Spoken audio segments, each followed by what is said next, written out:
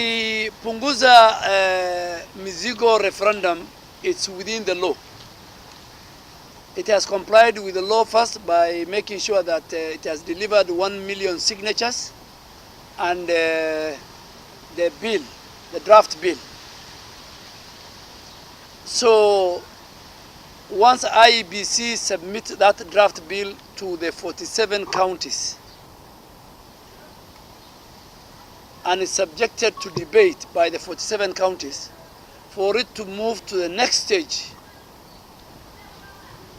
of the both houses, it must be endorsed and approved by 24 county assemblies out of the 47 county assemblies. That bill is a mixed grill. It has some good things and it has some bad things. From where I sit, the only good thing I have seen in that bill is the war on corruption and the issue of increasing resources to the county government from 15% to 35%. And that's already being implemented by the Jubilee administration. I want to say it. Why do you want to subject the people of Kenya into a referendum of increasing the county equitable share to 35% when, since coming to power, President Uhuru Kenyatta's administration has been giving counties between 31% to 34%. And that is again pegged on the audited accounts of the revenue, the last revenue, audited accounts of the last revenue approved by the National Assembly. So if the economy expands and the revenue grows, in fact, we will reach a stage where we will be giving to county governments close to 40%. So why do you want to peg it at 35%? Already they are having it between 32 to 34% relatively. Why do you want to involve the cost implication on the timelines?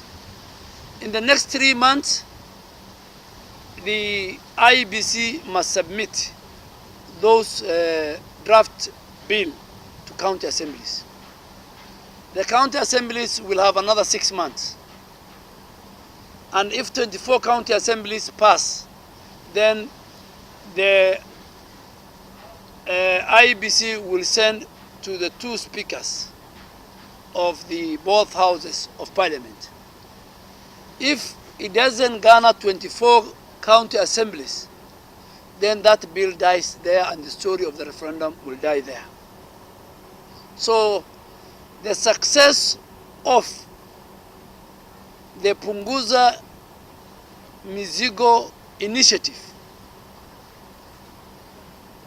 is pegged on whether it will attain the approval of 24 counties out of the 47 counties. And I want to tell you for free, the pastoralist community and all communities in Kenya, and it is also documented in the Constitution, representation is a very key component of a developing democracy like Kenya. It is the piece, the central pillar of democracy. And you cannot use expenses, wage bill, to reduce people's representative. After 2010 Constitution, there was a review of boundaries and Kenyans decided that there are certain regions, there are certain constituencies, because of land size and because of high population, their representation was not visible. And that is why new constituencies were formed. At every county, a county like Marsabit is close to the combination of Central Province, Western Kenya, Nyanza, and Nairobi. So you want to tell me there will be one member of parliament? So members of parliament from pastoral communities who I'm their patron, we will agree in principle that our county assemblies will not approve the reduction of our constituencies. And you know, constituencies, one, are resource-based. Constituencies, two, are community-based. And it's against the Bill of Rights to deny communities and people their right to fair and equitable representation. So I totally agree that as a country we need a referendum. But we don't need a referendum like the one of my good friend Dr. Aukuru. To me, that is a sideshow. That is going to incur the country a lot of expenditure. There will be huge budgetary allocations. And from where I sit, the earliest, if it passes the 24 county assemblies approves, the earliest that referendum can take place is somewhere next year, October, September. Because this financial year, there is no budgetary allocation for a referendum. So it's only next year budget. But from where I sit again, if we want to do a referendum, which is within the right of every Kenyan, it's good we combine the referendum with the general election. So that we have a 7 question. So that after Kenyans elect their president, their governors, the president, the deputy president, their governors, their senators, their women rep, their members of parliament, and their MCAs, then they will have a question on the referendum, so that we reduce cost.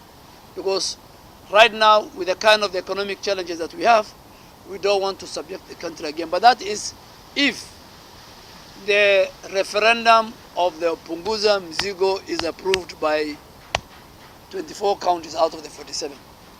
You need to tell us and convince us that you want the Balambala constituency to be scrapped. If you come from Ijara and you are 4 of you, we will see how you vote. If you vote for it, for the referendum, then you want the Ijara constituency to be scrapped. So all of us, the leadership from this county and from the pastoralist, the governors, the senators, the women rep, the members of parliament, the MCS, we will have a meeting. So there's no coercion.